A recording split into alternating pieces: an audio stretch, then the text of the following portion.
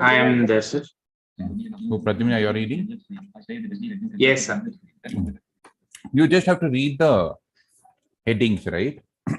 Yes, sir. So just we'll start off. Remember, there are two chapters which I did with you all. One was the second chapter, which was on public finance, and the last chapter, which was on international trade. International trade. Hmm. Just hold on. Just 1 minute, Pradyumna. Somebody's rung the bell. I think so. It's my son. I can call him to sort out these issues. Just hold on. Just hold.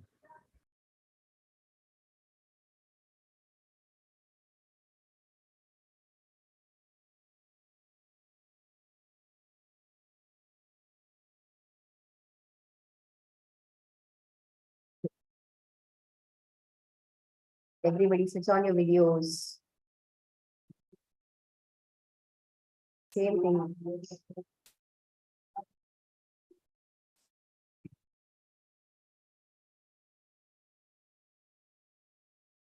Wow. The second last time we'll be meeting, right? Yeah. Yeah.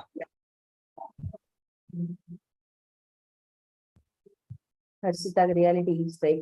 Was it second last time? No. What? That thing. Eating? Yeah. That's it. Eating what? Uddakki dose. Huh? Dosa. Those, Let us talk. What is it? ಅಲ್ಲಲ್ಲ ನಾನು ಹೇಳಿದ್ದು ಉದ್ದಕ್ಕಿ ದೋಸೆ ಅಂತ. Uddakki dose.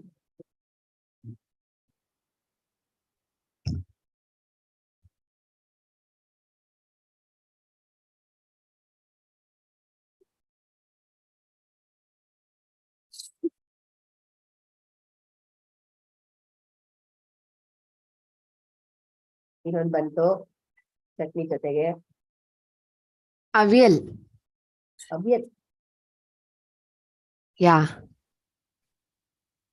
You're having a lunch, sorry, dinner right now? Yeah. Makes sense now. In the meantime, I guess someone can co-host me so that I can share screen and read. No, someone, me only. Or someone. Very diplomatic. I know. Someone can co-host.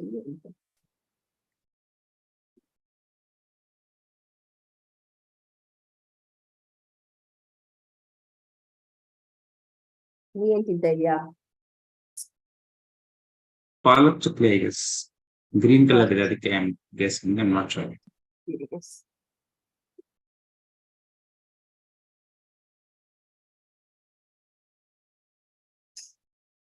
Hi, Deepa.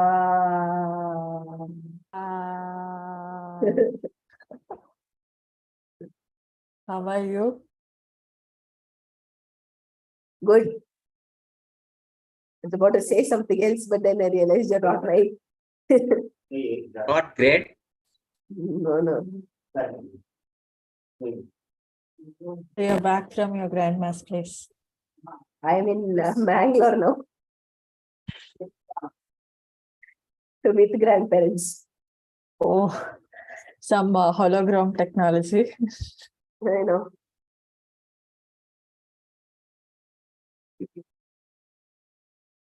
How is the weather? I mean, it's too hot, I guess. Some salt. Gandhiji can do a salt march over here on our heads. Others, switch on your videos, guys. Deepika, Akshita, Spurti, Harshvardhan, Mehek, you take care. Manohar, Ratan, Prithvi. Hey, Ratan, how is it, no? Auditor? ಇಲ್ಲ Oh, okay. Prithvi, Sunil, Vijay Kumar. ಯಾರ್ಯಾರು ಉಳಿದಿದ್ದಾರೆ? ಯಶಸ್ವಿನಿ, ಏನ ಯಶಸ್ವಿನಿ? ಇಲಾಖೆ ಇದ್ರೆ ಮಾತ್ರ on ಮಾಡದೇನೆ. Video on ಮಾಡೆ. ಓ, video on ಮಾಡಿ ಅಕ್ಕ. ಮತ್ತೆ Namrata Namrata BS P Pramukha. Papa Pramukha. His name says PB Pramukha. The Papa Pramukha. I know. Apurva. Samhita. Hey, Ravi Singh. Am I audible? And I'm visible? Audible, sir, not visible. Audible, sir, not Aiyo. visible.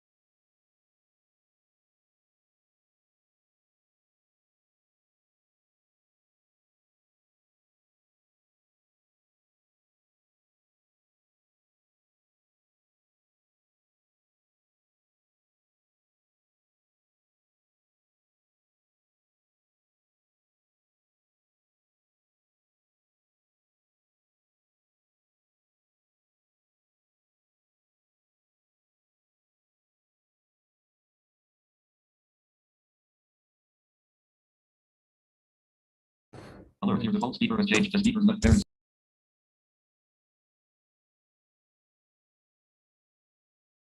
Mute, currently unmuted. Okay. Am I audible? Your default microphone has changed to microphone. Yes, sir. Yes, sir. I don't know what's happening. Okay, I can't hear y'all. Might be y'all can hear me, right? Yes, Yes, sir.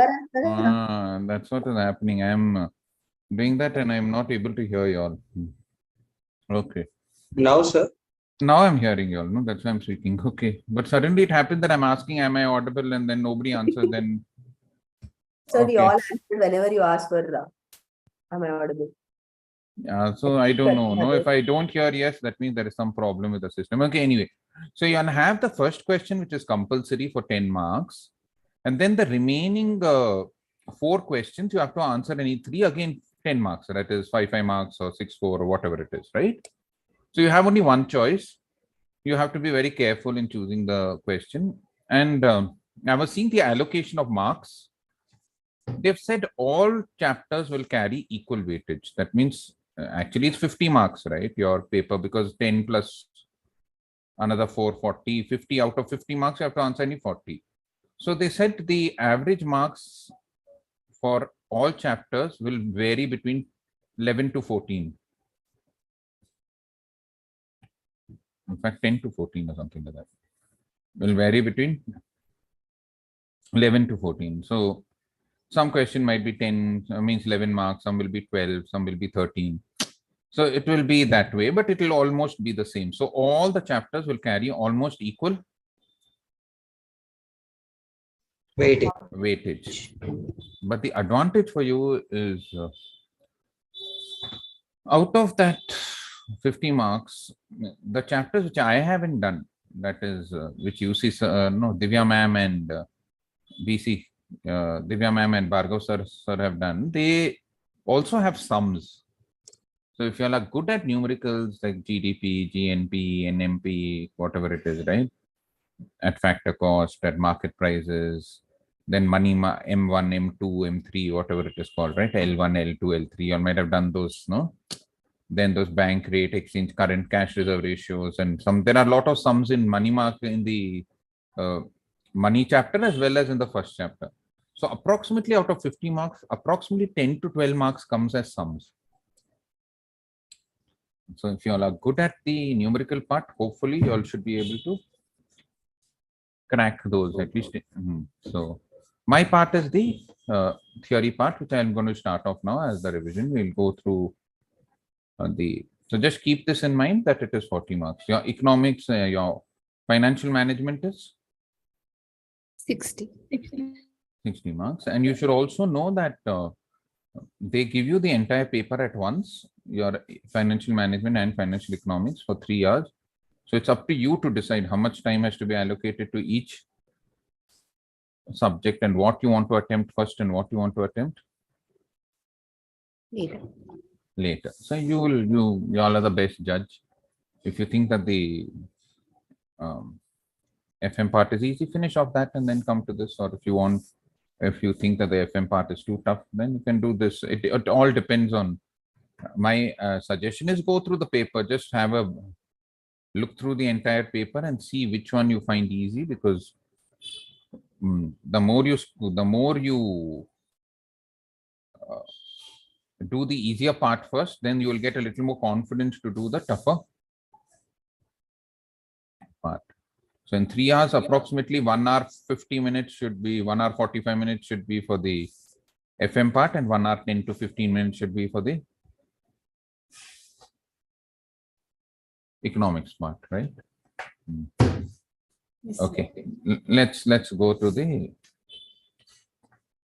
chapter 2. Yes, Pradyumna, read the heading. Yes, sir. We start with public finance, sir. Yeah, public finance. That's chapter 1. Just read the headings. This is, you all have that material of that this thing, the Yes, sir. that Referencer. referencer. Yeah. What are they given the referencer? We can't do everything, so we'll just see the headings and we'll. Yes, sir. Good. Allocation of funds. The allocation responsibility of the Allocation of funds. Okay, just the first chapter. Read the heading of the chapter at least, so that we know what. Public finance. Public finance. Okay, but in that we had different units, right? Yes, As sir. per the They textbook. haven't given it like that. It is 3 pages. Just 3 3, 4 pages. pages. Whole chapter is over. Huh? Yes, sir. Oh, how lovely. I like this. I love this referencer. Okay, then we'll do referencer only. I have no headache.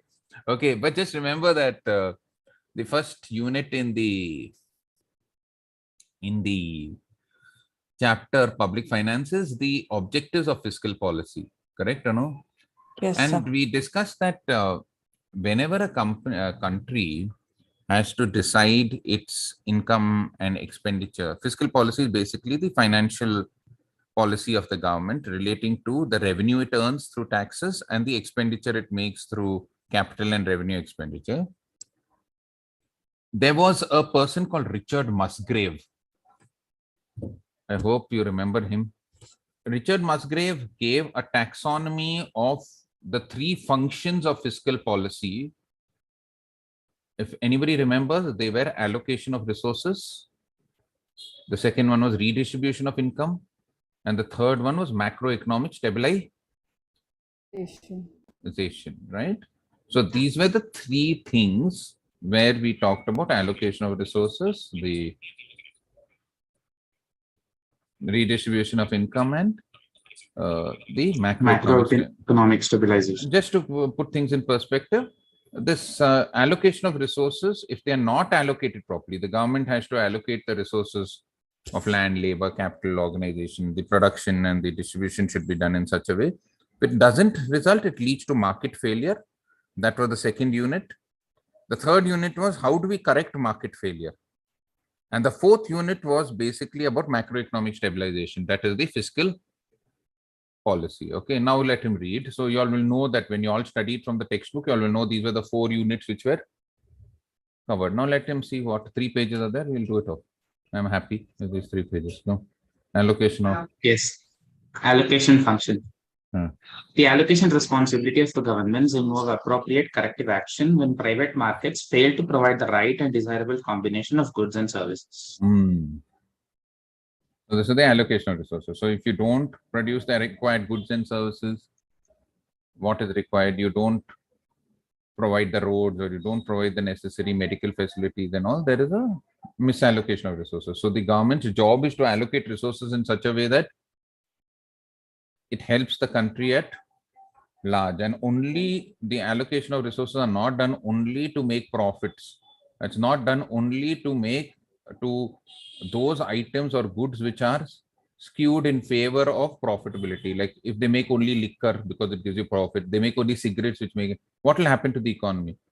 You will have people making profits but a rotten economy, right? They make only drugs. So the government has to step in to see that the right resources are allocated and there is adequate production of goods and services which are not only profit oriented but also which will help the society at large. Continue. Market failures. Market failures, which hold back the efficient allocation of resources, occur mainly due to imperfect competition, presence of monopoly power, collectively consumed public goods, externalities, factor immobility, imperfect information, and inequalities in the distribution of income and wealth. There are different factors for market failure, but if you remember when we did unit 2, there were 4 main reasons for market failure. One was the monopoly power, one was externality, one was public goods, and the last was inadequate or improper information, right? So you all have to study these 4. I told you an easy way of remembering it also, PEPI. Correct or no? P stands for power of monopoly, E stands for externalities, P stands for the public goods, and I stands for information, right? Inadequate information, right? So these are the 4 reasons why goods are not produced or supplied properly, and there is misallocation of resources. The resources are the land, labor, capital, and organization. They're not used to produce the right goods and services, and there's not enough demand also for those goods and services because people are not willing to pay. So there can be a demand side failure, there can be a supply side Failure. failure. Okay. The distribution function. Okay, now we The are going to the distribution distribution function. Yeah. This is all in the first chapter itself, but yeah. Richard Musgrave. Yeah. The distribution function aims at redistribution of income so as to ensure equity and fairness to promote the well-being of all sections of people, and is achieved through taxation, public expenditure, regulation, and preferential treatment of target populations. Okay, so distribution function is that you can't allow the rich to become richer and the poor to become poorer, right?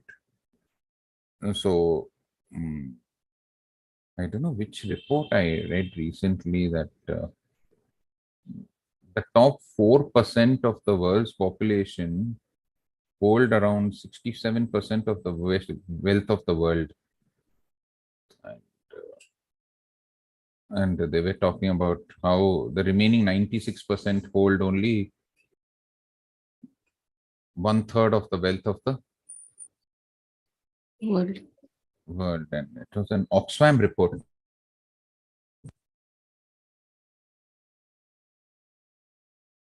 Yes. Sir, Oxfam deals with poverty, doesn't it? The organization. I was disconnected. Oh.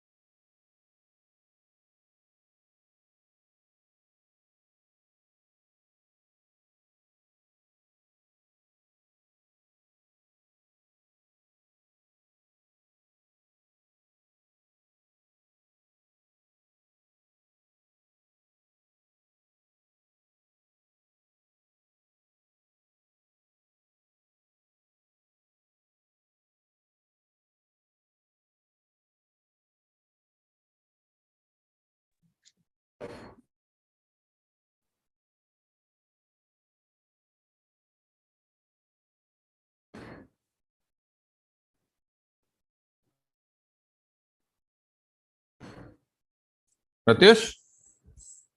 Pratyush? Pratyush?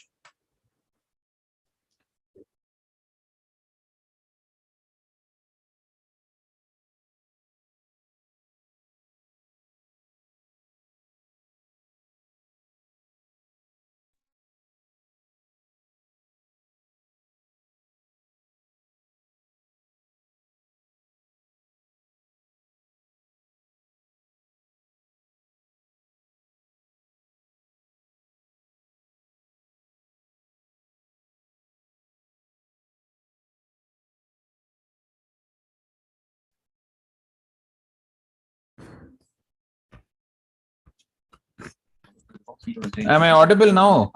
Yes, sir. Yes, sir. No, I can't hear them, Beta. So can you hear us?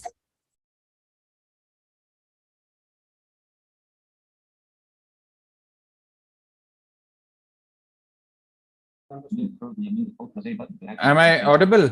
Yes, Yes, sir. Oh, God. I don't know what happened to the speaker volume became 0.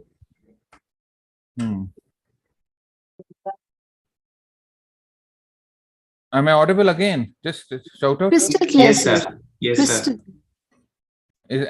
Is my volume okay or is it too low? It is It's perfect. fine, sir. Perfect, sir. Chinmay, we can't hear because the bandwidth is low, I think. So her volume is coming up. Okay.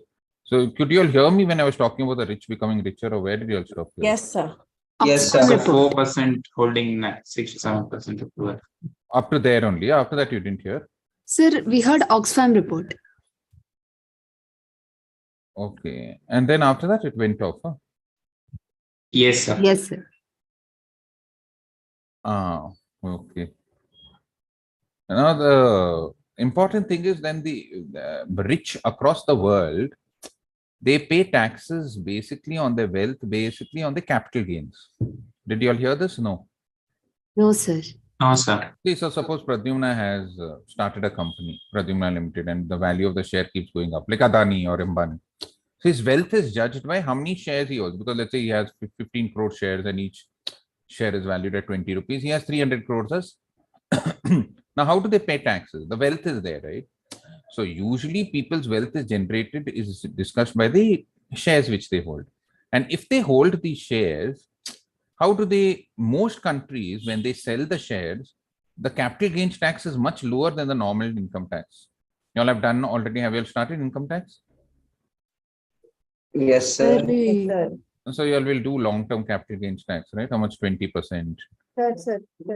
We are Sir, it's 3 years already- back students, so Huh? it's done. Yeah. So most of them they've done, right? So you will know that there is already, you'll pay this tax, and also the tax. And in many countries, they also get the benefit of indexation. And besides that, in most countries, what also happens is that capital gains is always charged lesser than the normal tax. So they make profit on the sale of it. So they pay less tax there. But nowadays, the rich people have come out with an ingenious way of avoiding tax. Not even by paying capital gains. You know how do they do it? You keep saying yes, yes, you're there, because otherwise I'll... Yes, sir. Yes, sir. Yes, sir. Yes, sir. Yeah. we're here, sir, but we don't know how. Huh? Yeah. So otherwise I'll keep talking and then we'll move. So what they do is, now let's say Harshita has got some 100 crores and she's made profit through a share. She started her own venture and she wants to sell it, and her capital gains is coming to 10, 20 crores. Again, she'll have to pay tax on that. So what she does is she goes to the bank and she says, this is my company Harshita Limited shares. Can I pledge them with y'all? And can y'all give me a very low interest rate loan on this, because that will be better. So they give her a loan, let's say on 100 crores, they give her a loan of 70 crores or something like that. And might be sometimes even a 0%, 2%, 1% rate of interest. And she splurges that 70 crores and she doesn't pay tax anyway, because anyway the shares will keep growing, right? Or no? The value of the shares will keep growing, and this interest, the loan which she's taken, is not a chargeable Income. Yeah. So this is the way in which the rich are avoiding. Taxes. Understand? Yes, sir. Yes, sir. Huh? What? Yes, Yes. sir. Yes, sir. Yes, sir. Yeah. Go on. This is a very dirty problem today of this audio and video. Doesn't matter. Go ahead. Stabilization function. Stabilization. This is Sir, the am third. I audible? Yeah, you're audible now. The stabilization function is concerned with the performance of the aggregate economy in terms of labor employment and capital utilization, overall output and income, general price levels, economic growth, and balance of international payments. Okay, now the stabilization function, you basically know that the country goes through depression and boom. So it's the job of the government when the country is going through a depression to stabilize it by pumping in more money and seeing that it comes back to generates more demand. And it's when it's going through a boom to slow down the economy and make it go through a rationalize it. This year I've done in the national income itself. So this is the third major function of fiscal function of Government. yeah. Quickly. Reasons for market failure. Okay, reasons for Market power, externalities, public goods, and incomplete information. very good. Tell me.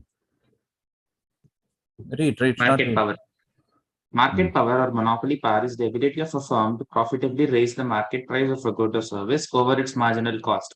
Firms that have market power are price makers and therefore can charge a price that gives them positive economic profits.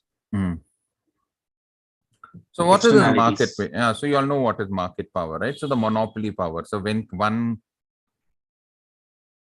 company commands the entire market and when it is exercising monopoly over the market, it is a market failure, right?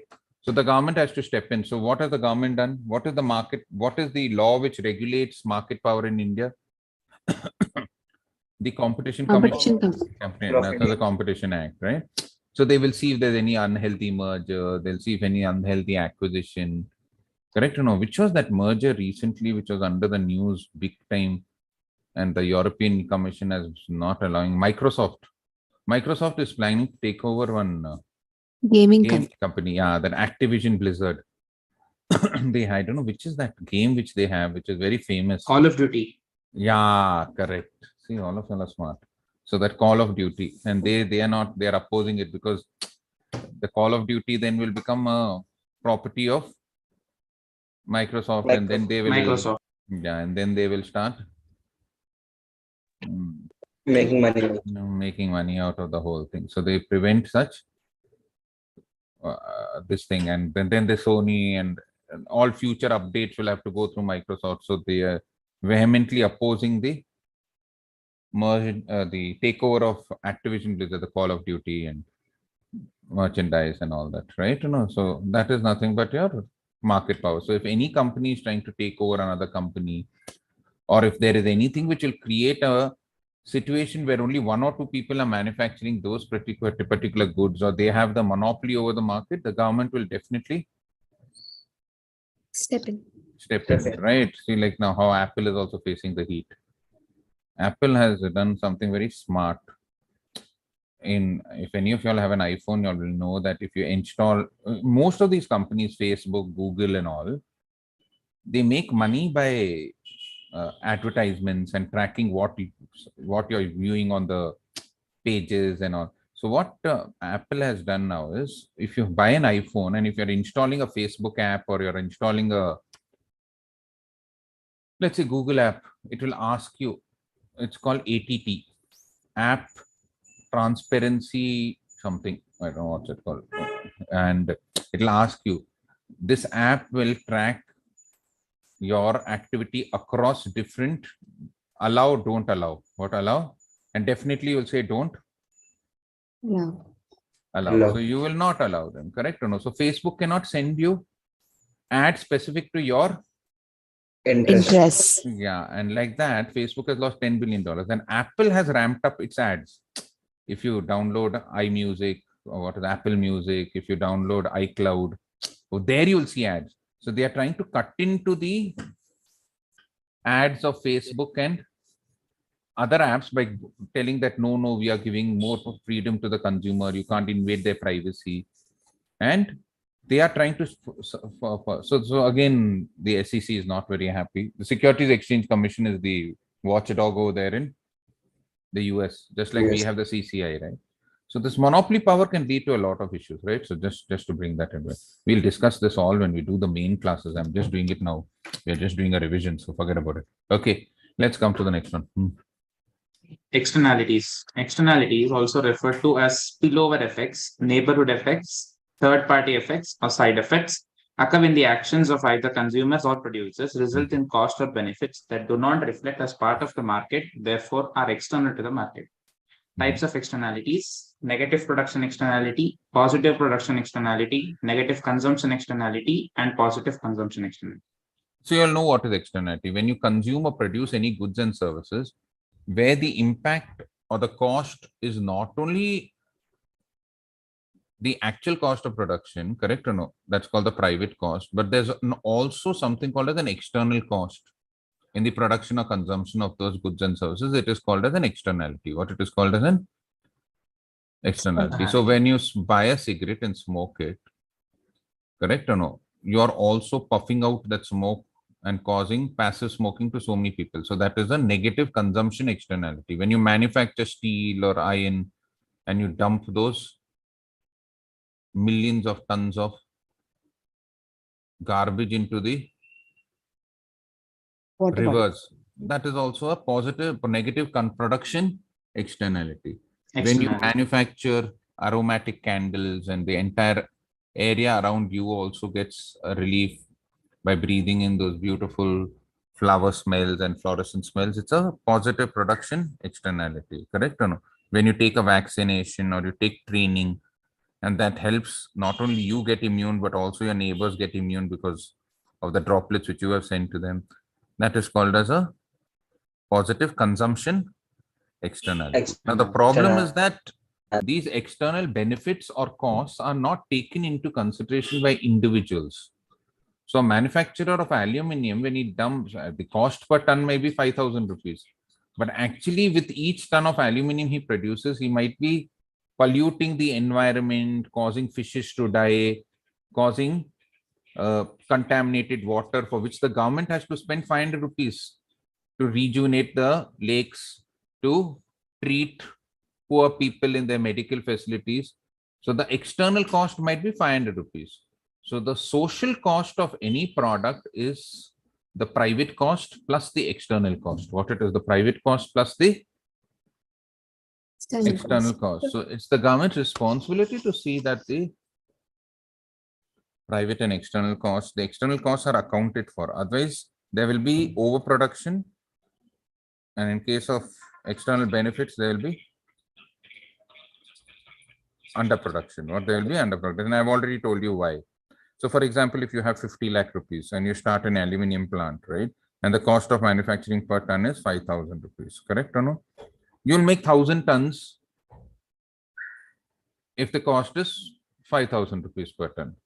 But if the cost is 5,500, you'll make much lesser. 50 lakhs divided by 5,500 will give you somewhere around how much? I don't know. You won't make 1,000 tons. You'll make 900 and odd tons, correct or no? Yes, sir. Yeah. Yes, sir. Yeah. So that excess which you produced is called overproduction or underproduction. We discussed that. Yeah.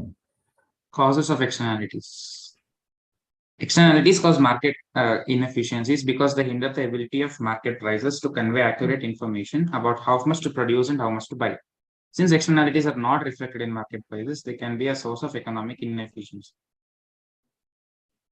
Yeah. So I Do you want told to you. explain that? No, I told you, no, overproduction or underproduction, that is market inefficiency, right? Goods which shouldn't be produced are overproduced. Goods which are required are underproduced. Correct? Like vaccines, aromatic fragrances, all that, right? Yeah. Education. Go ahead. Public goods. Public goods do not This is the conform to third. This is settings the of- third reason for market failure. The first one was monopoly power. The second one was externality. The third externalities. one is, third one Public is goods. Public goods. public goods. Public You don't goods have an do not exam conform- tomorrow, Harshita? No, sir, not tomorrow. Not Today the day you'll after have, tomorrow. Also. Today we Huh? have, yes. Which one? Digital fluency. What they ask all computer related questions, you know? No? Sir. Like? So I don't remember all the questions, but we had features, functions of operating systems, features of database management systems and Okay, like that. But they didn't. They had practicals also of this. oh, no practicals. Microsoft Word, Excel, PowerPoint, nothing. No? Sir, it's there in theory. They expect us to know each and every step, as in click on file, then go down, open the yeah. That and all is there, but it's there. It's Theory. there. Yeah. Okay. And then tomorrow and day after, no. The day after is anyway the Good Friday, right? Yes, sir. And then on Saturday? Financial accounting. Oh. And then on Monday? I think it's Huh? marketing principles and application. And No, that's sir. Management. management principle. Management principles and application. That is on Monday, yeah? Yes, sir. 10th, and then 11th a holiday and 12th. Principles of marketing. Last one, 12th. Yes, sir. Oh, good. Okay. Continue, Pradyumna. Yes, sir. Public goods do not conform to the settings of market exchange and left to the market, they will not be produced at all or will be underproduced. This is because the price becomes zero. Price becomes zero. So you understand, remember we discussed what are private goods, what are public goods, what are the two main characteristics of private goods? What are the two main characteristics of private goods? Rivalry. What? Yeah, and rivalry, rivalrous and excludable. Very good. So they are rivalrous because if one person has it, the other person cannot have it. So if you wear a shirt, the other person cannot wear the same shirt with you. Correct or no? Right? So it's rivalrous. So even if you buy a mango, if you eat the mango, the other person can't eat. Even if you have half, you'll get half the benefit of it, right? Excludable means, can you exclude it? Means suppose you're going to a theater, you can exclude a person who's not paid the ticket for it. You can exclude a person who doesn't have money to buy the chocolate. You won't give it to him, right? Now, public goods, on the other hand, the two characteristics that they are non-rivalrous and non-excludable.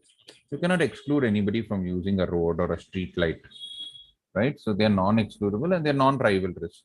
If one person uses the street light, it doesn't mean that the other person will not get the benefit of using he won't get a lesser share of the street light or the road or the public or the defense of the government, right? So public goods are non-rivalrous and they're non-excludable. That means if one person has it, the other person also can have it without having less benefit to him, and you cannot exclude a person. So because of these two characteristics of public goods, manufacturers do not want to make these goods because they cannot charge for these goods. They cannot charge for street lighting. They won't know, no, how many people have gone, come, how will they ask everybody to pay? They don't know how many people have used the road or a public park. So that way, these goods are generally underproduced, or they're generally underproduced, causing market failure. So the government has to step in to to make public goods available to the masses, correct? So that was the whole point of public goods. Yes, go ahead. Quasi-public goods. Quasi, yeah. The quasi-public goods or services, also called near public goods, possess nearly all of the qualities of private goods and some of the benefits of public goods. Example, education or health services. Okay, so there are some goods which are very beneficial to society, like education, medicine, etc. But, what's the but over here? They are private. They can be excludable, like vaccines. You can exclude them, and they're rivalrous. So one vaccine is used, the other person cannot use. But the vaccine benefits everybody in society, right? So those or medical facility, the hospital, it can be excludable, it can be non-rival. If one bed is available in the hospital, the other person cannot use the same bed. And you can exclude somebody from entering the hospital or taking a hospital bed by not allowing it. But these medical services, educational services are very helpful to the society. So that is why they are called as quasi-public goods. What are they called as? Quasi-public. Nowadays, even pharmacy. Have you heard of the Jan Aushadhi? Yes, sir. So they have all the generic medicines available at a very, very Lower prices. Lower prices, right? So, so that is the whole story. See, there are two types of, okay, we won't do that. It's not a part of it. When we do the subject this time, I'll tell you what is a patented chemical and what is a generic chemical and what are branded generics. That will come to that later, not now. Come, let's come to the, Yes, sir. Common access resources. Common access resources or common pool resources are a special class of impure public goods which are non-excludable as people cannot be excluded from using them. These are rival in nature and their consumption lessens the benefits available for others. Examples of common access resources are fisheries, forests, backwater, etc. so there are some things which are rival race but are non-excludable. I gave you a very clear example is water, bore wells.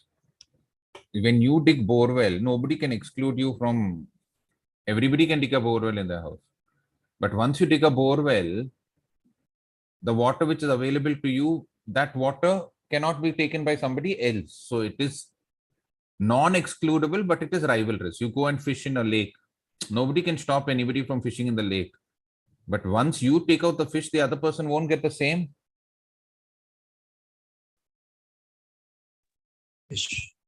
Fish, right? So these are called as, what are they called as? Common access resources. Common access resources. And these nowadays, it's not only restricted to individuals, but in developed countries exploit common access resources. Have you heard of High Seas Treaty and all recently? There was no something.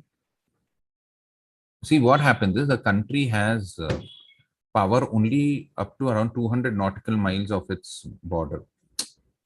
But after that, let's say India, it has roughly about 200 kilometers up to its, after its border, the maritime sea belongs to us, the Arabian Sea or something, where we can use it, we can conduct our drills. But after 200 nautical miles, it becomes the high seas. High seas is, it's available to the world. And all these developed countries like USA and all, they go into the high seas, they mine for marine biology, they do all this and they find out cures for things, correct or no? And they use it for their own Benefit. correct or no? So those are called the high seas. So these high seas are being exploited by the developed country. And there's so much marine biology down. And in fact, I think so one of the cures for, I think so, hepatitis was found through marine something over there. Anyway, leave it, come to this point. Go ahead, read. Tragedy of the Commons.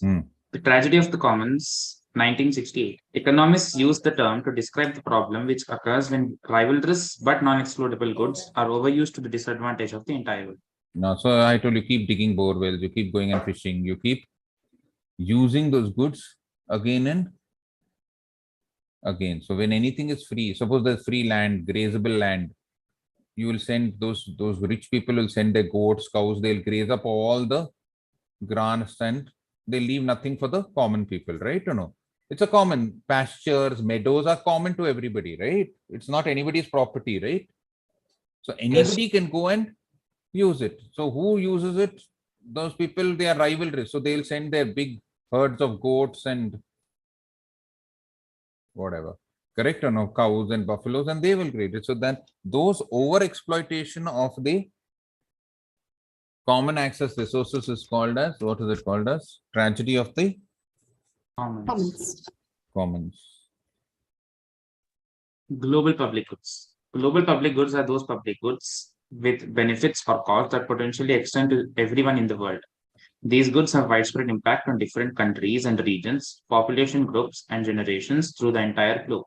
Yeah. So you know, there's no all this vaccinations for the world and this WHO. All these are IMF, financial infrastructure, health infrastructure of the world. All this is common global public goods. The free rider problem. A free rider is a person who benefits from something without expending effort or paying for it. In other words, free riders are those who utilize goods without paying for their use. You know, no, there's one saying in Hindi. Have you heard the saying? Muft ka chandan kis mere nandan? Yes, What sir. what do you Ye- mean by this? That means when the sandalwood is free, you keep rubbing it again and suppose you, Again. you keep rubbing it on your, suppose you go sandal soap nowadays, no? Nowadays, you've seen, no, in Bangalore markets, nowadays there's a competitor to Mysore sandal called Kerala sandal, which they're selling at 50% discount. There is one Kerala Sandal Corporation who wants to compete with Karnataka Sandal. So they are called KHDL. These are people are called KSL, Kerala Soaps Limited.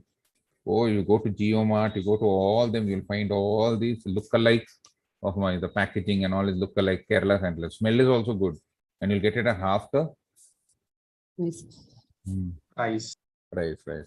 So like that. So when you have sandal is free, no, you keep rubbing it and rubbing it and rubbing it because you know that it doesn't. This is called free rider. You all have all done free riding. Yes, sir. When you were small, remember neighbors football, you'll kick it as hard as possible so that if it bursts, also no problem. No, free, no. We used to do, but when we contribute and all, everybody pays for the ball. Oh, you'll kick it so slowly. You'll kick it. Mm. So all free. What is it? You're a muft ka chana, no? No, sir. Okay. OC. It's also called in what is crude language. It's called OC. OC means others cost. What? So, oh, you've heard of the word OC? Yes, sir. OCBC, OC, full OC. You went no for lunch, full OC, full. Who paid the bill? Yeah, Harshita. Lipika, sir. OC guys, you all are OC. Lipika, how could you do this? Okay. What, Ritik? You didn't pay. No, sir. I mean, I was referring to today. We went to have, oh God, El Niro, coconut water. Lipika Ah. paid the bill.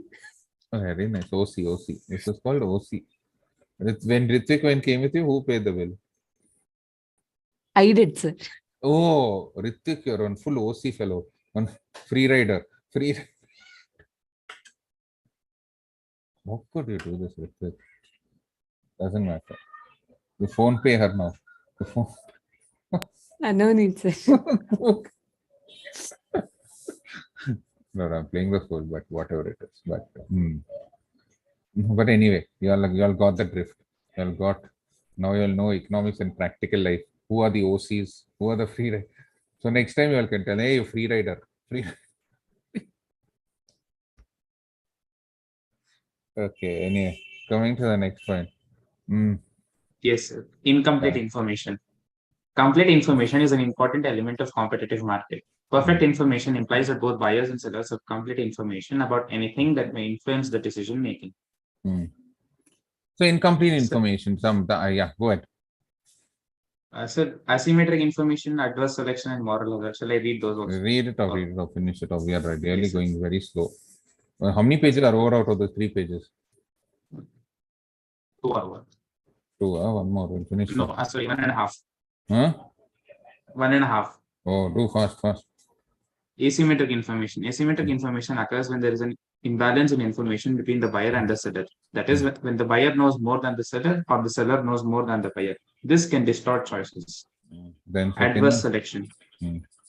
Adverse selection generally refers to any situation in which one party to a contract or negotiation, such as the seller, possesses information relevant to the contract or negotiation, but the corresponding party, such as the buyer, does not have. This asymmetric information leads the party lacking relevant knowledge to make suboptimal decisions and suffer adverse effects. Moral hazard. Moral hazard is opportunism characterized by an informed person taking advantage of a less informed person through an unobserved action. Okay, so these are the 3 types of inappropriate information. One is asymmetric information, where the buyer or the seller knows more.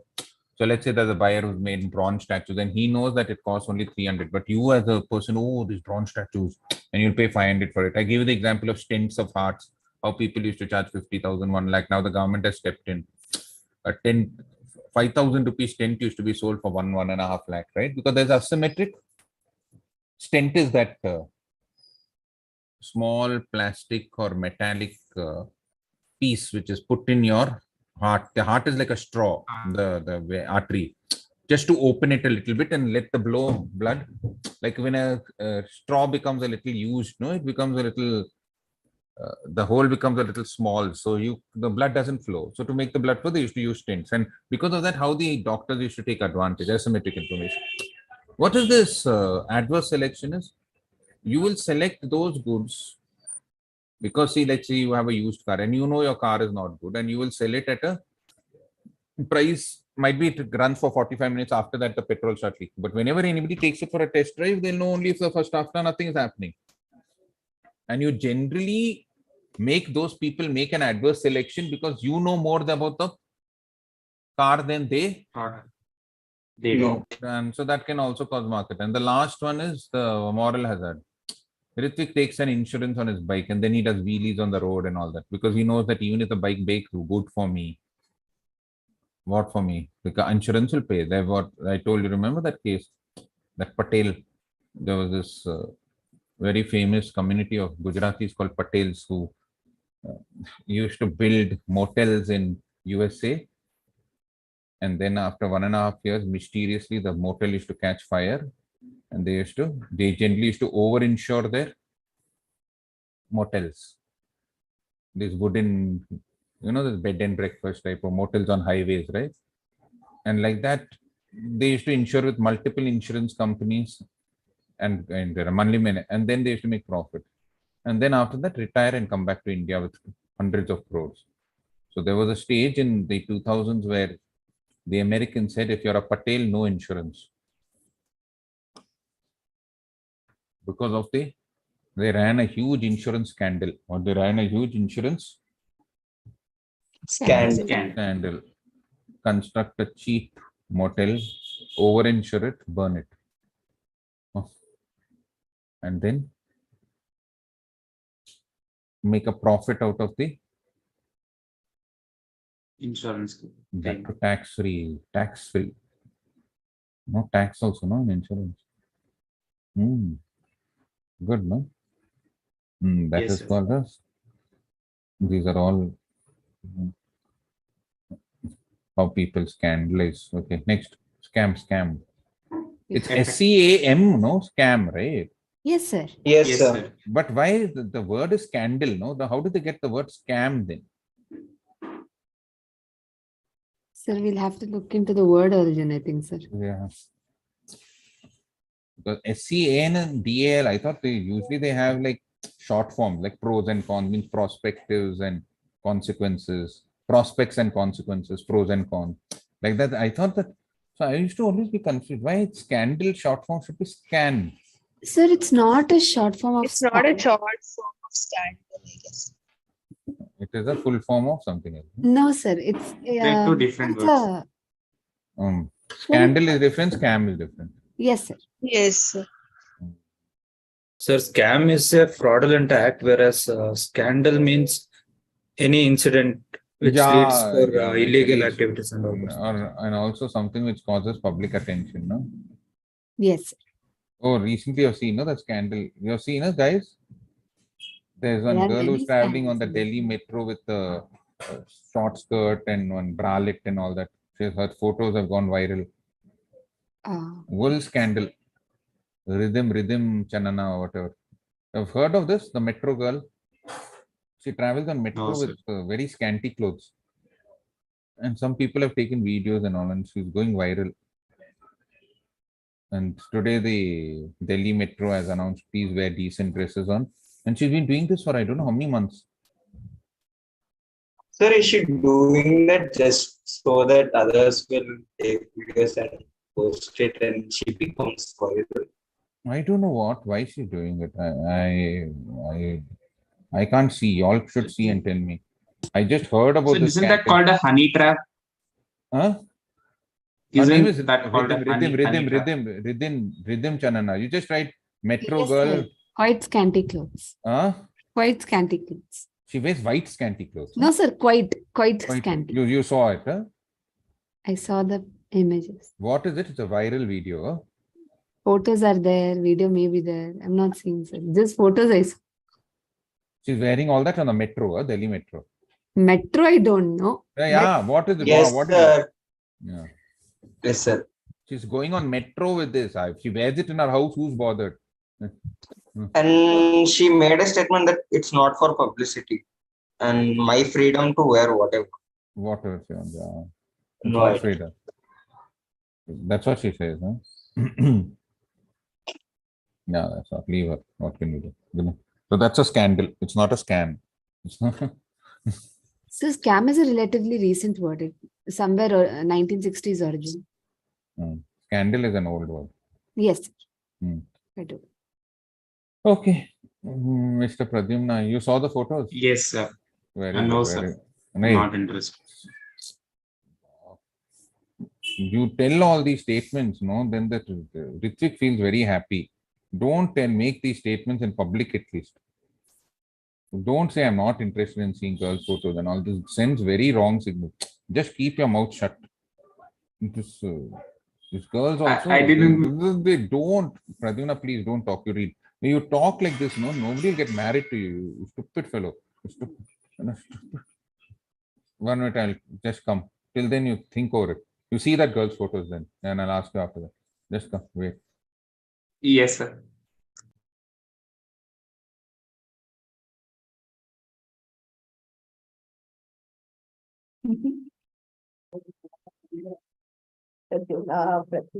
Pradyumna, this is scandalous. This is scandalous. See this? No, I didn't mean it like that. So you saw or you didn't see? I didn't see, obviously. I don't care. I have Ask better things Ritvik. to look at. Ask Ritvik, he saw. I knew Ritvik would see. No, no, no. What's wrong with you? Sir, Oh, he's feeling bad now. Eh, what? If you asked me a question, I wasn't able to hear. Yes, clarity. You said Hello? something. Chinmay, are you asking Yeah.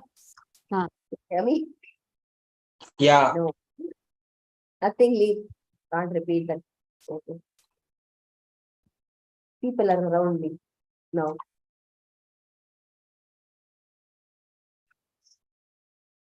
This is new development, people being around you, or Kind of. the one Sitting in the bedroom? hall. Oh, okay, okay. If you sit outside or inside, then sit in the hall. Okay, okay, okay.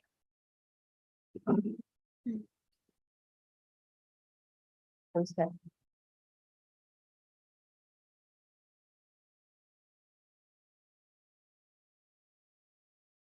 Another is enjoying her life right now, no? Oh, Anaga? Oh, yeah. Summer holiday. Yeah, this it seems. Damn, I miss those days. Huh? I miss those days. I Summer know. holiday. She has absolutely nothing to do, just enjoy life. Even my sister finished her 10th board, okay, so my Oh whole my God. That's even better. it's worse for me. Yeah, for you it's worse, but for her it's even better. Yeah. Done with boards. What does your sister do? Like in vacation, Yeah. I don't know, mostly anime and all. You don't know what your sister does. I Okay. Yeah, mean, even I don't know. Tell us what your And- sister. Let's. She knows. You have see, my amazing sister control. sometimes disturbs me. That time I know what she's doing, otherwise, I don't keep track. You don't ask her what you're doing. Obviously, I mean, no. I see her watching anime, so Okay. Okay. Pradyumna, your sister is Sir is here. Sir 8 years younger than you. Sir is here. Sir is Yeah. here. Okay, Yeah. okay. Come. Am I audible? Yes, sir. Yes, sir. Yeah. Yes, sir. What are you all watching? Yeah, Anjana, your sister's watching something. no, Yes, sir, sir. anime. What is that anime? Sir, Chota Bheem in a different storyline. Ah, correct. That's not anime. No, that's what I said. Chota Bheem in a different style altogether. Oh, what does your sister watch, Harshita? Something else? Huh? Anime. Huh? Anime. It's so good. Huh? It's popular now. Hmm. When we were young, we used to watch all. We never used to watch. We used to read all that Amar Chitrakatha and Twinkle, and we used to be so much into comics. What was those? In those days, those mythological comics used to come out. No, what it was?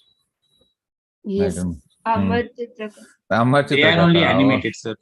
Amar Chitrakatha. And That is. it's animated now. It used to be superb. That's Amar Chitrakatha animations are also played. Like I used to watch them when I was small. Amar in Chiku TV. Chitrakatha. Then Tinkle. We used to have the Chikari Sambu, Supandi, some things. Tupandi. Supandi. All sorts of crazy things. Correct?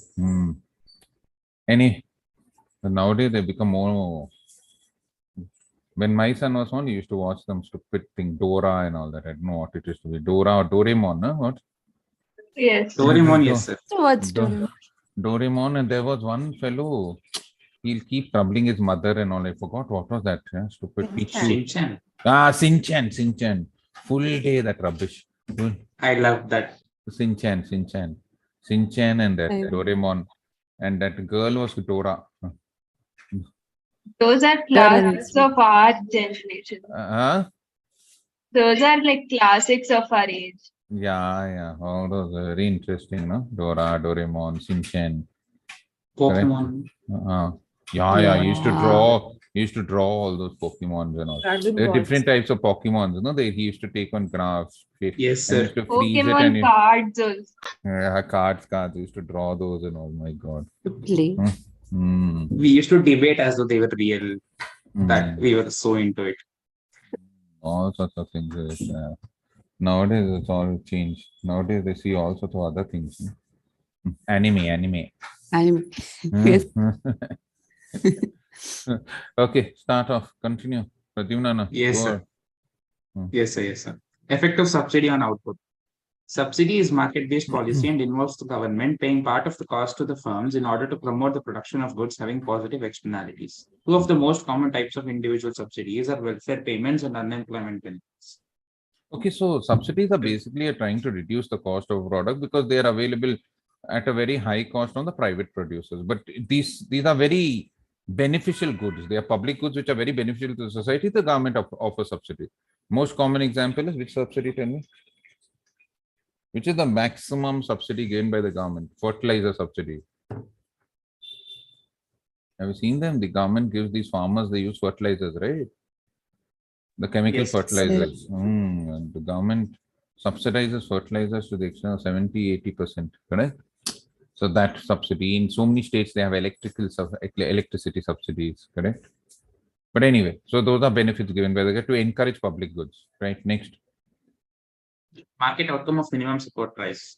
Governments usually intervenes in many primary markets, which are subject to extreme as well as unpredictable fluctuations in price. For example, in India, in the case of many crops, the government has initiated the minimum support price program as well as procurement by government agencies at the set support prices. Oh, so you all know this also, no? There was so much of protest, farmers' protests and all, remember? In Delhi and all, because Yes. they wanted to remove the minimum support Price. correct? And then there was a big issue and whatever happened. Okay, so minimum support price is also given, right? So this is also another important aspect then. And for all of these, there are diagrams, okay? Please. Yes, sir. For your chapters, each and every chapter, wherever there's a diagram, draw that diagram. That will fetch you more marks because that will show to the person that you've understood the concept. So you all have that 2-factor, 3-factor and all that thing is there, no? The first chapter with some very complicated Yes. diagrams.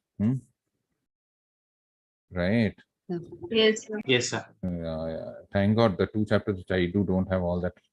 Correct? But those have questions are those diagrams. In this also, I think so. Market support price, there are very simple diagrams are there. Please go through those. Yes, sir. Yes, sir. Yes. Market outcome of price ceiling. Price ceilings prevent a price from rising above a certain level. When the price ceiling is set below the equilibrium price, quantity demanded will exceed quantity supplied, and excess demand or shortages will result. So For example, those products, maximum- see price ceiling for rental places and all that, right? Yes, sir. So you want me to read the example?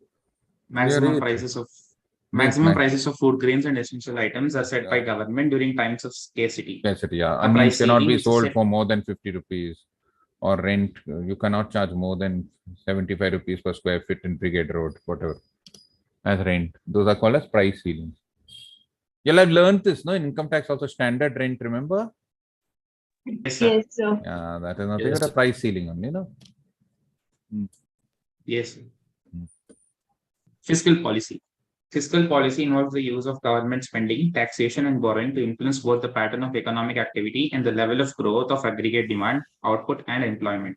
Hmm. The significance of policy as a strategy for achieving certain socio-economic objectives was not recognized or widely acknowledged before 1930 due to the faith in the limited role of government advocated by then prevailing laissez-free approach. Yeah, remember this This- fiscal policy started only because of the Great Depression. Correct? The Yes, government sir. shouldn't interfere. Laissez-faire means the government doesn't interfere. But once the Great Depression was over, it took nearly 8-10 years for the economy to revive. And then there was so much pain in the system.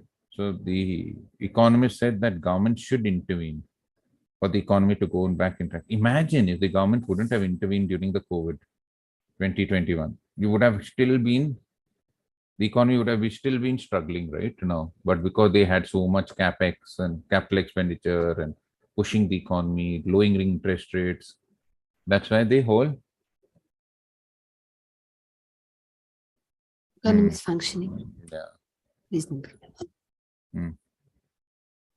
Objectives of fiscal policy. Hmm. Maintenance of price stability, achievement and maintenance of full employment, acceleration of the rate of economic development, and equitable distribution of income and wealth. So these are the Objectives of fiscal policy. fiscal policy. Tools of fiscal policy. Tools of fiscal policy are taxes, government expenditure, public debt, and the government budget. Government. So these are the tools by which the government regulates the amount of income and expenditure. What are they? First one is taxes. Taxes.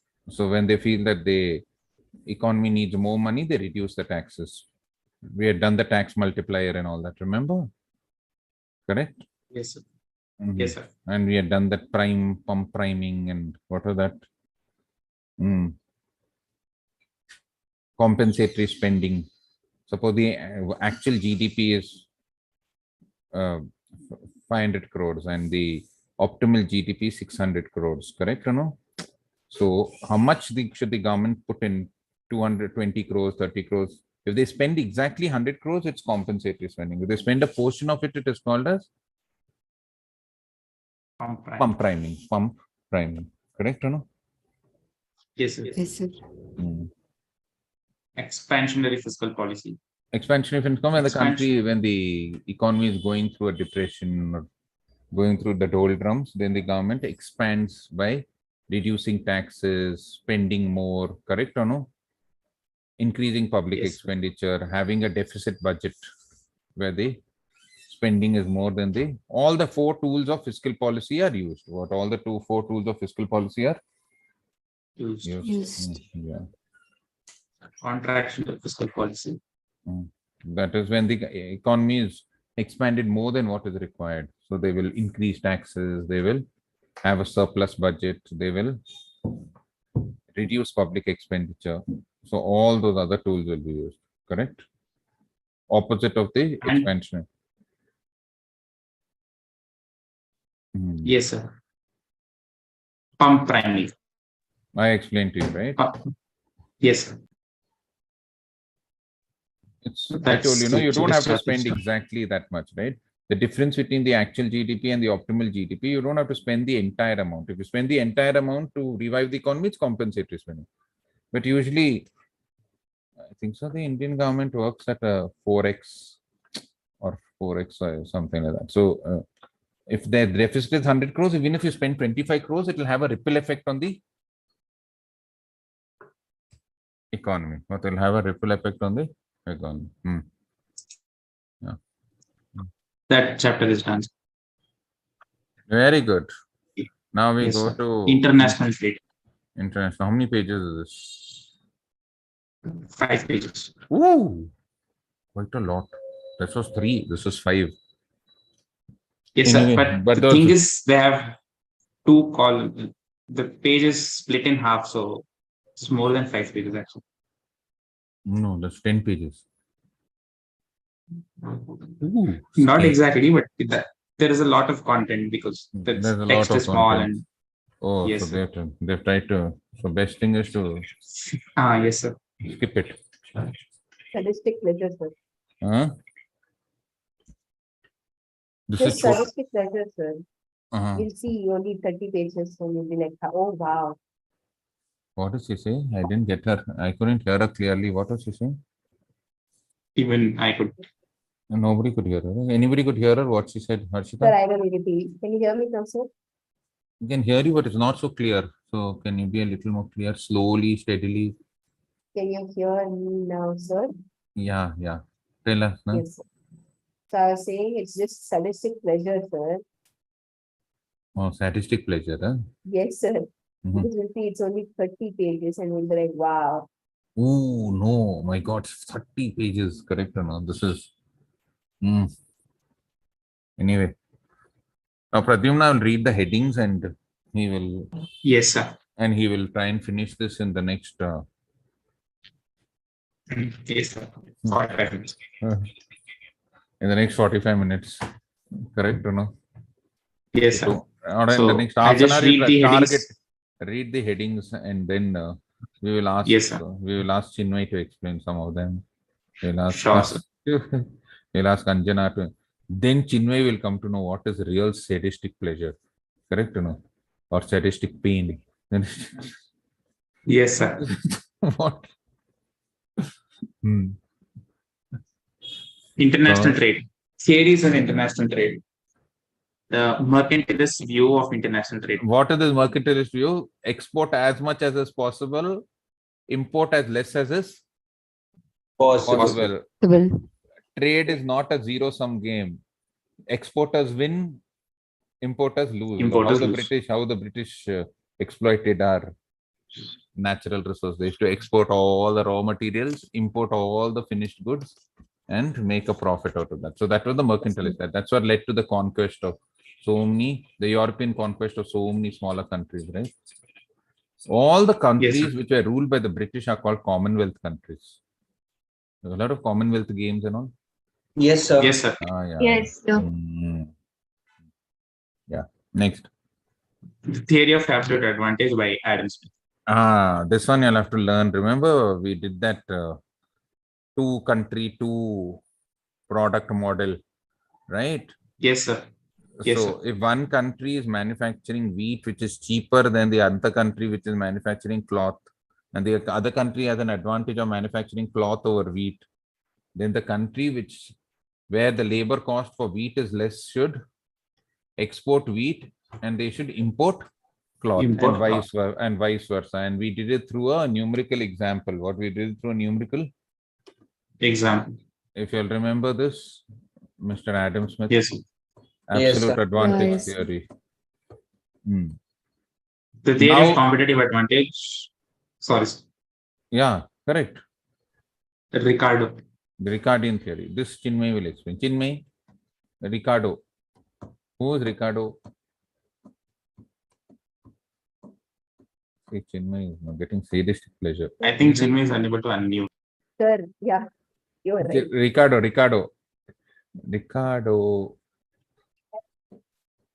Can you hear Can me you- now, sir? Please tell me something about David Ricardo and how his theory was better than Adam Smith.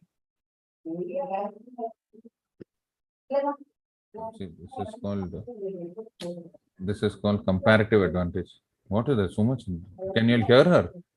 Yes, sir. She's not speaking. She's not speaking. Then what is going on in that background? The David Ricardo's Atma has come over. Something and all is coming in the background. Sir, I think she Clear. was trying to speak, but we couldn't hear her. Okay, she got that. She became Mrs. Ricardo. What was happening, Anjana? I could hear something and all. Some very scary sounds are coming. Not from me. from Chinmaya. Don't know, sir. She was trying to speak. You all could see her mouth moving. Yes, sir. Harshita, what did you hear and see? Sir, sir, I can see her name. I don't know whether her mouth is moving or not. I saw her hand. Now her video is stuck. And Her she left. video stuck. See, that's what happens with Ricardo. Whoever sees or hears about him leaves.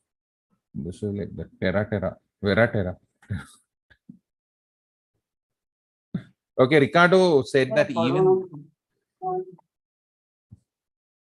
I think so. You shouldn't trouble Chinmay. Poor thing, like going on, coming out. Correct or no? Yes. This is Bulbulaya 2, 3. Bulbulaya. Okay.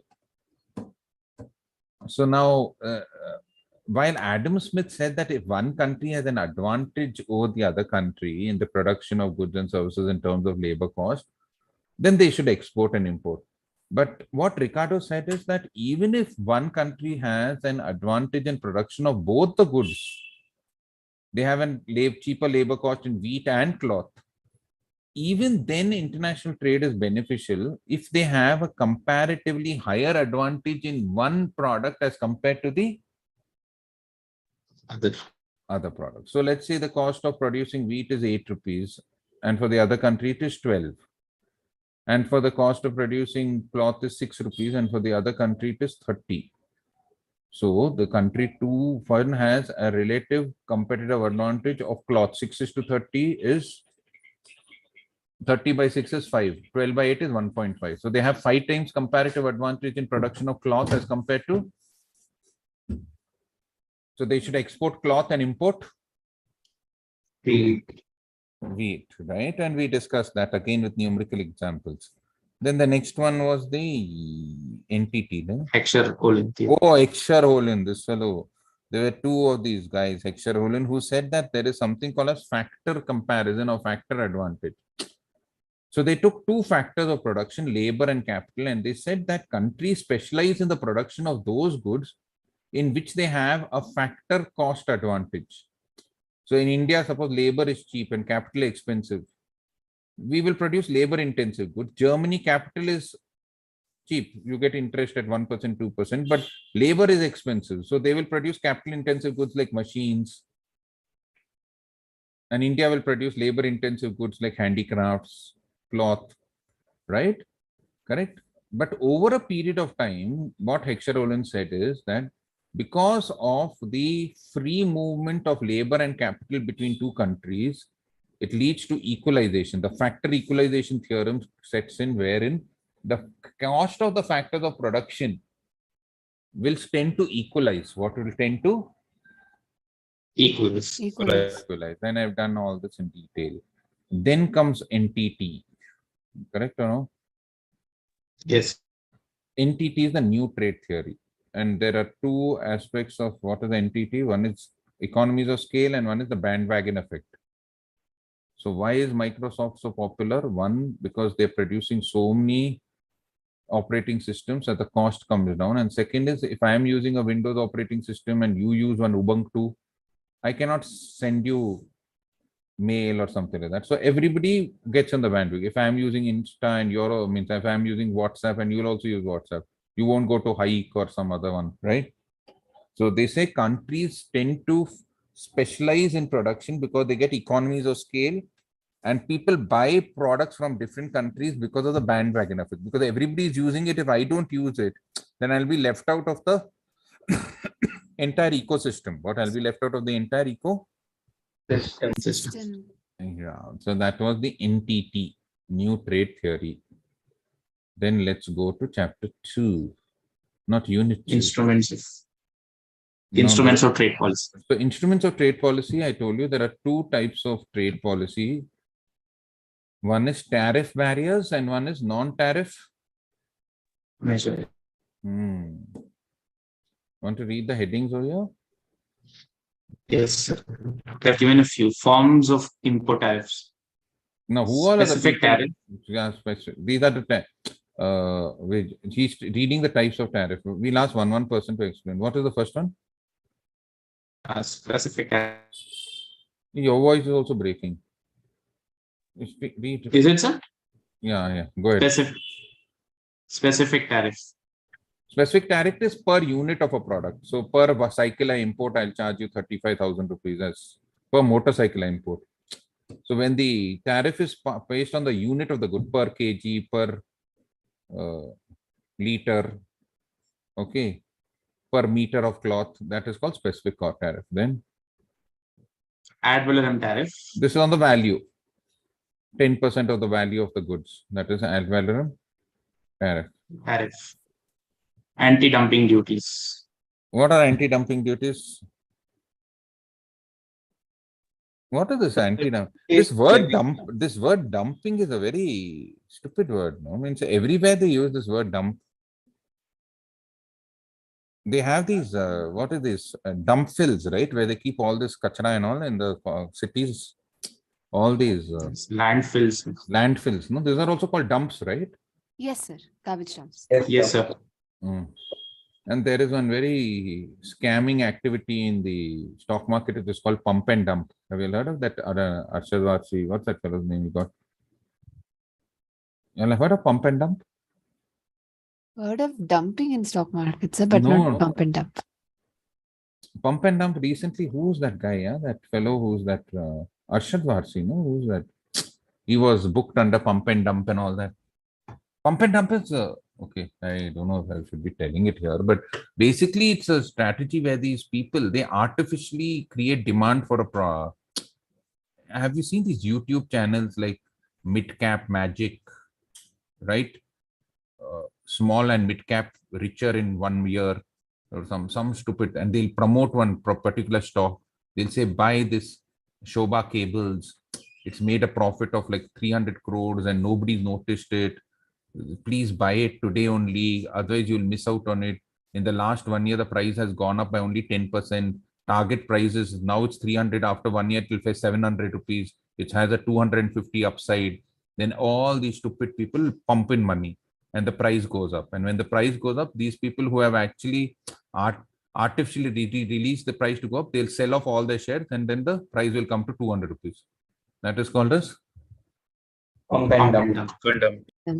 So if you see these YouTube channels, there are a lot of scamsters who will tell you that you can get rich in, there's the upside of 1000%, all nonsense. Correct or no? Yes, and sir. then the mid cap, all these are chota shares, okay, small cap, mid cap. That is called pump and dump. It's a Arshad Varsi. Arshad Varsi, no? His name was pump and dump. See? Yes, sir. Yes, sir. Yes, sir. Arshad Varsi. That actor, he was booked. So pump and dump is a big scandal. Yeah, it was all over the news, no? This pump and dump, how they sold Yes, sir. some television cable. I don't know which shares. There were some dirty shares, some mid cap shares. Means it's not that I'm also foolish, but everybody gets caught on greed. Okay. So that is nothing but dump, whatever. And then the dump is also, I think so, in computer digital fluency also you have a dump, means in the recycle bin or something. Storage is called a dump, no? How do you dump it in the hard drive or something? What is it in digital fluency? The place where you store something is dumping it, right? Dumping the files or something. Am I audible? Yes, sir. Yes, sir. Yes, sir. Yeah. The storage also, right? This cloud computing, dumping it on the cloud storage and all that. Anyway, anti-dumping duty is when a country dumps its products in another country by selling it at a lower price in the other country, while it's selling it at a higher price in its own country. Why do they do that? They do that so that they can kill the domestic industry. So suppose South Korea starts selling steel at only 20,000 rupees per ton in India, while in South Korea itself it costs 30,000 ton, or the cost itself is 25,000 ton, because they want to hurt the steel industry in India.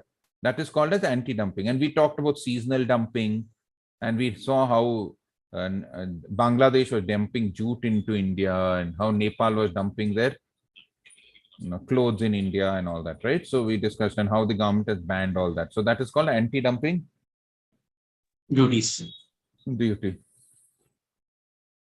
Countervailing duties. So some countries give subsidies. Say like American will give a subsidy to its apple farmers.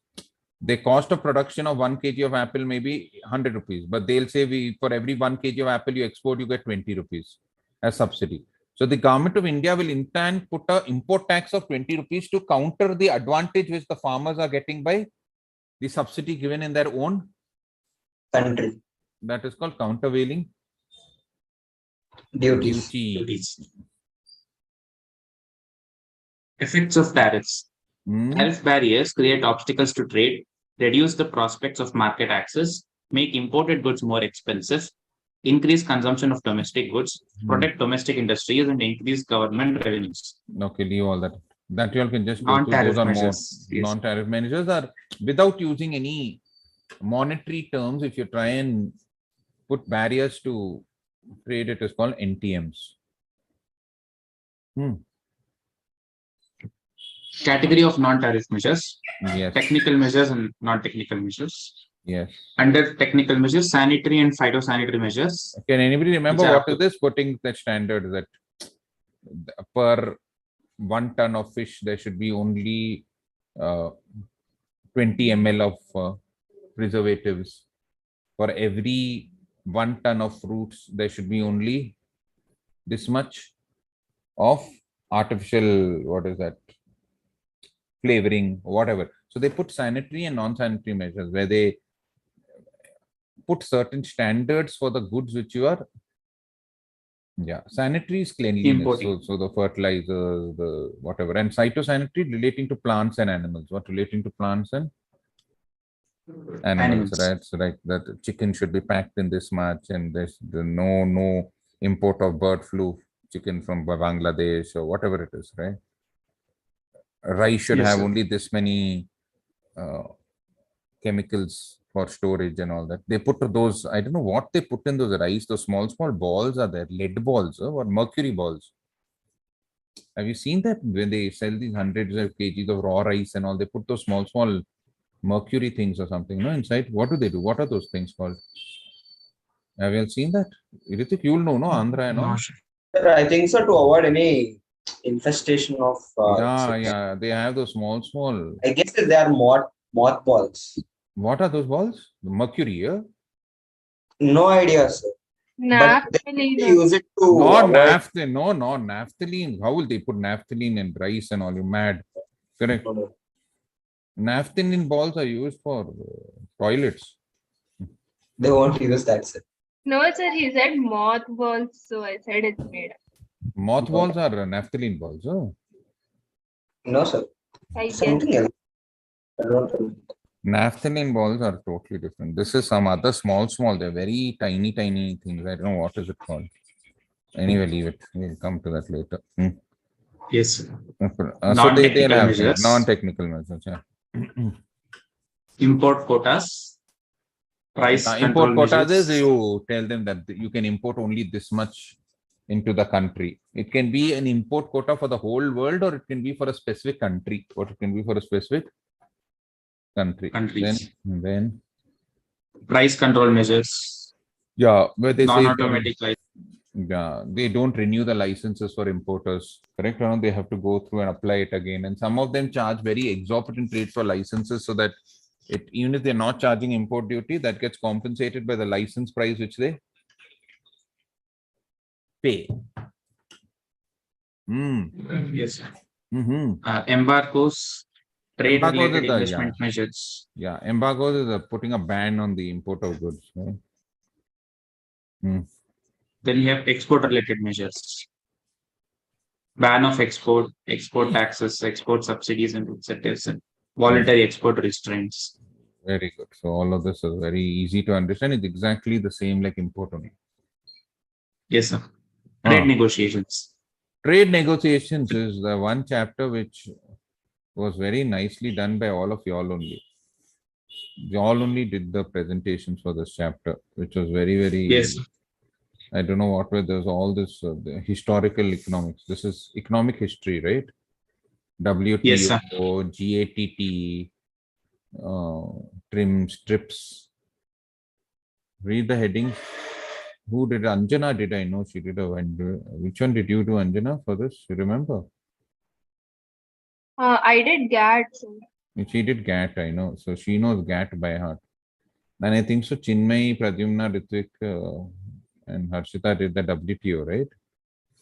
Yes, sir. Yes, sir. Yeah, the WTO. And then after that, I don't know what else was there. Who are the other people who did? Mehek did something. Is she there? No. Yes, sir. Mehek Fatima. Oh, for her it's very difficult. The Ramzan is going on, no? So she can't even eat. She'll be really tired. Anyway. So, You're fast. shall I read that part or? Just skip this. Just cut Yes, it. sir. Exchange And- rate and its economic effects. You have seen MasterChef, no? So that they'll say cut it and wash it and put it in the vessel and just throw it off. Yes. Rates. Exchange rate, cross. Cross. What is cross? There are two No, types sir, of. before that, there was There is direct before- quote and indirect. Who's going to tell me what is direct quote and indirect quote? Direct quote is like $1 is equal to 80 rupees, where you're expecting the one foreign currency in equivalent to how much of a domestic currency. That is called as direct quote. It's also called the European quote or the US quote. I forgot. Direct quote is the American quote. No, the American quote, I guess. American quote is the direct quote. Indirect quote is like ulta, like, you know, 1 rupee is Yes, equal sir. to $0.0125, like that. Yes, sir. Yeah. And then we discuss cross quote. So $1 is 80 rupees and 1 rupee is equal to 3 Pakistani rupees. So $1 is equal to 240 Pakistani rupees, like that. So that is when you take Yes, sir. two quotes and one country with the other and the other with the other and find out the quote of one country for the other country. That is called as a cross quote. What it is called Cross as a rate. cross rate. Oh, okay. Exchange rate regimes, floating exchange rate regime, and fixed exchange rate regime. What is Shall I floating? read What is floating and what is fixed? And you all only tell me. This is all very easy. You are all experts in this. Fixed rate exchange rate is where the government intervenes and keeps the price of the currency fixed Right. as compared to a foreign currency. And I told you there are two types of fixed currencies. One is called a hard peg and one is called a soft peg. Soft peg, yes. Hard peg is like the Chinese yuan. 1 yuan is equal to whatever, 20, means $1 is equal to 20 yuan. So if the dollar even falls one bit and the yuan goes to 18, $1 equal to, the government will intervene and they will buy dollars to make its cash to come back to 20. And if the other way around also, $1 becomes 25 yuan, they will actually buy yuan from the market. So they don't want the currency to fluctuate. China has been doing it for the currency because otherwise the exports become very non-competitive. To make the exports competitive, they follow something called as the fixed rate system. Soft peg is like how the government of India does. The rate of dollars allowed to fluctuate between 75 and 85. If it touches 75, they'll intervene. If it touches 85, but it's allowed to move within a particular range. That is called a soft peg. Floating rate is where the government does not intervene at all to fix the currency. The currency is fixed completely by market. So there is no way in which the government intervenes. That is called as, what is it called? Floating exchange rate regime. Floating, correct or no? Floating. Yeah. Next. Devaluations. Yeah, when the country reduces deliberately its currency with respect to another country, it is called as devaluation. Devaluation improves the exports because now you can buy more with the same currency. If $1 was 80, now $1 is 100. Now with that same $1, you can buy 100 rupees worth of goods from India, right? So to encourage exports, you call as devaluation. What it is Devaluation. Devaluation. Yeah. So there was revaluation also. Hmm? Haven't given it. Devaluation and there was revaluation. Devaluation is upward revision, right? When you $1 becomes 60, 70 rupees, it is called as revaluation. Where you are increasing the price of the currency, local currency, it's a devaluation. When you're decreasing the local currency value, it is most Devaluation. developing countries do devaluation to make the exports look competitive, or to make the exports look Competitive. yes. Forward or future market. So when you're dealing with the currency in the future, so I tell Pradyumna, I'll sell you $500 at 70 rupees after 1 month, at 90 rupees after 1 month. So those contracts which are not at the spot market, but are entered into for buying and selling foreign currency at a future date is called as Future markets. future markets. International capital movements. Hmm. International capital movements are of two types: foreign direct investment and foreign portfolio investment. Who can tell me this? Shall I read what it FDI, no need. What is foreign direct investment? Can anybody tell me? When the company, when the company invests into the infrastructure, labor, manufacturing, and takes a stake in another country for the long run, it is called as foreign direct investment. So, for example, a company like Transcend comes from US and they start manufacturing hard disks, they start manufacturing USB drives, they start manufacturing storage disks. And it's not easy to get out of the country because they spend crores of rupees in machinery, in silicon chips, etc. It is called as foreign direct investment. But when a person buys the shares of another company, like for example, let's say the Singapore Wealth Fund buys 1 crore shares of Reliance or Adani, what it was, Norway, and then when they see the market is going down, they sell off all the shares and go. They are not investing into the prospects of the company. They only are buying the shares for a short-term gain. They want to know whether the prices will go up, and when they feel that they made adequate profit, they exit from the business. It is called a foreign portfolio. They are holding the shares as a portfolio. They are not investing into the buildings, infrastructure, machinery of a. They are not planning to run the business. They are only planning to hold the shares of another company. It is called as foreign portfolio Investment. investment. We discussed foreign direct investment is greenfield projects where they start from scratch. And then then I told you brownfield investment where they buy some, when they start from the middle, they already have the land and buildings are already there, they modify it and they make it is called as. And then we discuss the merits and demerits of FPI and FD. Right. Hi. So there are given differences. Yeah, differences and FPI. FPI. Yeah, please read this. Whatever I told you is a capsule of all that, right? So whatever you will read the differences, you'll come to know. FDI involves investment in creation of physical assets. FPI is investment in only in financial assets. FDI has a long-term interest and therefore remains invested for long. And FPI is only short-term interest and generally remains invested for I told you short term, periods. 1 year and all that. Remember, I told you this. You'll run out as soon as the. Okay, leave this. Now, what I want you to do is you all have done this. Now, just we'll just look at one MTP, right? I'm not doing that part which by BC sir and Divya are doing, but just look at the questions which have come from my chapters. Yes, sir. Just download an MTP, right? This year's MTP. I'm doing it.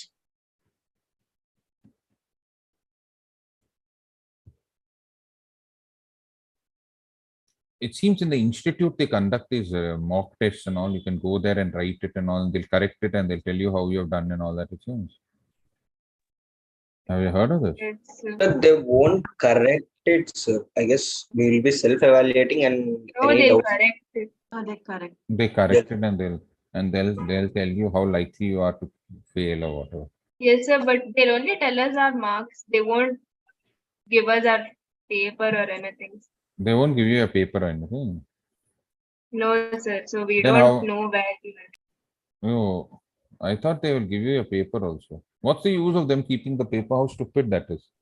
No, sir, it's offline, so people have to go and write it. So one thing is it will be like an exam environment, Yeah. and But they should like give you you'll the just get paper. to know if you'll pass or not. You'll get to know. But it seems they don't correct it also properly. Some people. Yeah.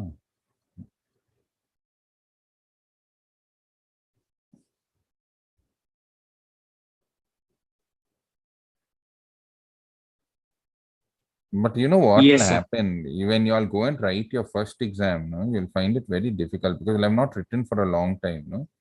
So my suggestion is 1 week before your exam, start writing 2 to 3 pages. Because when you go there, no, it will lead to a lot of cramps. These are called writing cramps. Because you haven't written, no? You're only reading. Your hands are not used to. Writing. So I've seen so many students complain of writing cramps. After 1.5 hour, their hands start paining, their handwriting goes berserk. Which is your first exam in the CA thing? I hope it's not Accounts. accounts. Okay. Even then Accounts, we have sir. to draw and all that. No, not so much of Yes, sir. writing, but even then. Be careful, all guys. At least to make it a habit to move your hands here and there. At least write 2 pages or make small notes or work out sums physically instead of reading Yes, through sir. just the answers. Okay, now MTP, Pradyumna. Yes, sir. It's ready. Yeah, ready, go. Yes, sir. From question 7 or 8, I think so it starts. Just see. They have section B, sir. Yeah, section B. So what is government failure? From the first, in the second question. In the first question, there is no question from this, What from is your the first? chapters. What was the first question was? Why Keynesian equilibrium does not occur at full employment level. First question is the compulsory question. Outline the difficulties in measurement of national income and calculate value of output. Okay, so this whole thing is the first chapter, right? Yes, Yeah. sir. Okay, now let's go to second question. Section B. Second question is the nominal and real GDP respectively are. It's a problem. Calculate GDP deflated. Okay, then this is also not there, no? Then yes, sir. Then calculate gross value at factor cost. This is also the first one. It's okay. Then what are the factors that causes leakages in multiply? This is also first chapter. This is the whole chapter. Yes, sir. I Whole think this is paper is third first one. chapter. Sir, what is I guess this is government? third chapter. Huh? Then that is what is government failure. Yeah. So When the that we can government, this see the is answer. government failure. This is what you have done. And market failure, when the government sir. does not allocate resources, just read the question. We don't have time. Just read the question. What is government failure is the question. Yeah. Okay. Then next one. Answer you want to read. Okay, read it out quickly. We have only 5-10 minutes left. Sir. Read it. A government failure is said to occur when government intervention in the market creates inefficiencies and leads to misallocation. Yeah, so usually when government comes into I'll just tell you, the government tries to correct market failure, but if the government schemes itself create a failure in the market, remember we did something called as what was that called? That crowding. What was it called? Crowding out. Correct or no? Crowding out. Yeah. And where they lead to inefficiency, it's government failure. You don't have to read that. You just read the questions only. We're running out of time. Next. Yes, sir. In the third question, at what time of recession, what policy government adopt for revenue and expenditure? At the time of recession, what policy? Yeah. So recession is an expansionary policy, right? So you have to use the tools of expansion and all that. You just go through this. I've already told you. Then externalities may be unidirectional or reciprocal. Substantiate this statement with suitable example. So unidirectional is Pradyumna is playing loud music and it's affecting Anjana who's studying. But Pradyumna is playing loud music and Anjana is cooking a lot of her food on coal, which is leading to a smoke which is coming to Pradyumna's house. That is reciprocal. He's playing loud music and disturbing her. She's burning coal in her house and disturbing him. Correct? So that is reciprocal. What it is? Reciprocal. Yeah. What is government spending multiplier? This we did, right? That pump priming thing, remember? Pump priming, yes, sir. Hmm. Then what is the crowding out effect? Yeah, that also we understood, right? When the government Yes. borrows money, or there are two types of crowding out we discussed, okay? When they produce more Distinction goods, preventing the private manufacturer from producing goods, that is also crowding out. And when they borrow money from banks and therefore not enough money is available for private entrepreneurs, that is also called crowding out. Two types of crowding out. Crowding. Next one. Distinction between expansionary and contractionary fiscal policy. Yeah. Then we have distinction between hard tech and soft tech. Yeah. What are anti-dumping duties and rules of origin as instrument of trade policy? Yeah. That's all right. Then we have what are the advantages of floating exchange rate? Then what are the advantages of positive externalities? That's all. Done. It's from this part is over. And from the other part, how many sums have come? Just see that. That is important for you all, so that you all can concentrate on that. How many marks are there for sums? The numerical part. Third and fourth question are full theory in this paper. Yeah. The first question is sums, second question is sums, and the last one also. So only one problem each. Of how many marks each? 8 and 3, 11 eggs. 11 marks. No, good. No, out of 40, if you can get 11 marks, these are safe marks, right? Yes, 11 sir. and 3, more than that, 13 marks. 13 marks. Come on, good. Out of 40, if you get 13 marks, 1/3 of your economics is taken care of. Yes, sir. So concentrate on those. Okay, sums. Go through all the sums of previous year's papers. Work out everything. Work out the sums at the back of the book, so that although it's not my portion, but it's better for you all, to get marks over here. Yes, sir.